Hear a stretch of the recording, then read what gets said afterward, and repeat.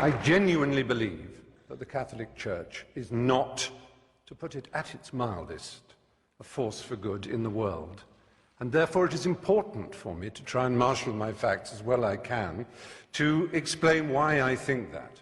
But I want first of all to say that I have no quarrel and no argument, and I wish to express no contempt for individual devout and pious members of that church. It would be impertinent and wrong of me to express any antagonism towards any individual who wishes to find salvation in whatever form they wish to express it. That, to me, is sacrosanct as much as any article of faith is sacrosanct to anyone of any church or any faith in the world. It's very important. It's also very important to me, as it happens, that I have my own beliefs. They are a belief in the Enlightenment, they are a belief in the eternal adventure of trying to discover moral truth in the world. And there is nothing, sadly, that the Catholic Church and its hierarchs likes to do more than to attack the Enlightenment. It did so at the time. Reference was made to Galileo and the fact that he was tortured for trying to explain the Copernican theory of the universe. Just imagine in this square mile how many people were burned for reading the Bible in English. And one of the principal burners and torturers of those who tried to read the Bible in English here in London was Thomas More. Now, that's a long time ago. It's not relevant, except that it was only last century that Thomas More was made a saint, and it was only in the year 2000 that the last pope, the Pole, he made Thomas More the patron saint of politicians. This is a man who put people on the rack for daring to own a Bible in English. He tortured them for owning a Bible in their own language. The idea that the Catholic Church exists to disseminate the word of the Lord is nonsense. It is the only owner of the truth for the billions that it likes to boast about, because those billions are uneducated and poor, as again it likes to boast about. It's perhaps unfair of me as a gay man to moan at this enormous institution, which is the largest and most powerful church on earth, has over 1 billion, as they like to tell us, members, each one of whom is under strict instructions to believe the dogmas of the church, but may wrestle with them personally, of course. It's hard for me to be told that I'm evil, because I think of myself as someone who is filled with love, whose only purpose in life was to achieve love, and who feels love for so much of nature and the world and for everything else. We certainly don't need the stigmatization, the victimization that leads to the playground bullying when people say you're a disordered, morally evil individual. That's not nice. It isn't nice.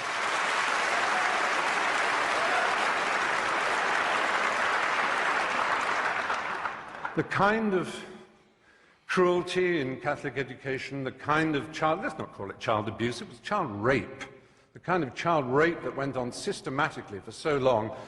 Let's imagine that we can overlook this and say it is nothing whatever to do with the structure and nature of the Catholic Church and the twisted, neurotic and hysterical way that its leaders are chosen. The celibacy, the nuns, the monks, the priesthood. This is not natural and normal, ladies and gentlemen, in 2009. It really isn't.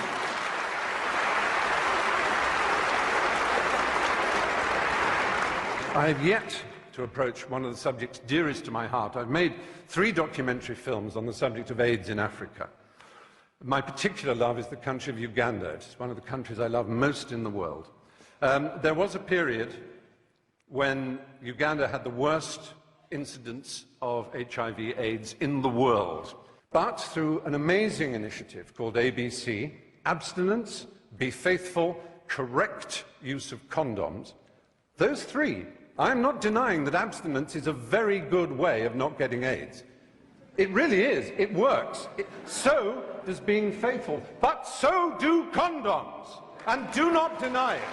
And this Pope,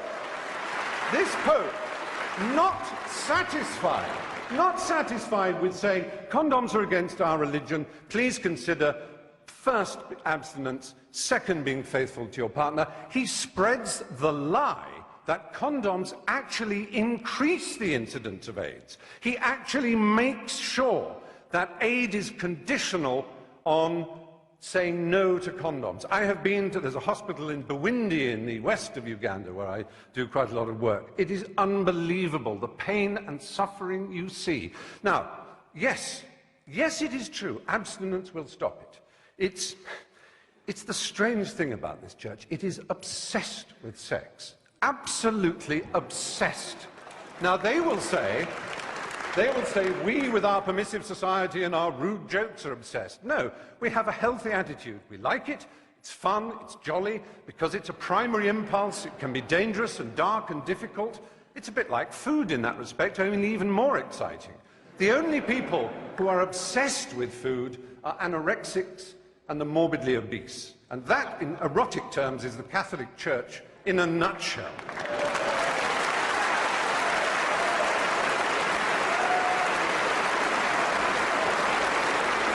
So, do you know who would be the last person ever to be accepted as a prince of the church? The Galilean carpenter, that Jew. They would kick him out before he tried to cross the threshold. He would be so ill at ease in the church. What would he think? What would he think of St. Peter's? What would he think of the wealth and the power and the self-justification and the wheedling apologies?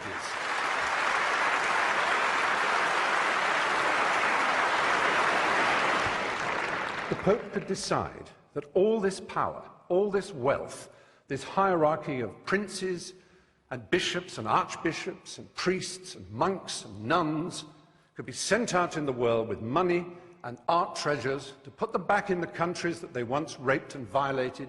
They could give that money away and they could concentrate on the apparent essence of their belief. And then I would stand here and say the Catholic Church may well be a force for good in the world. But until that day, it is not. Thank you.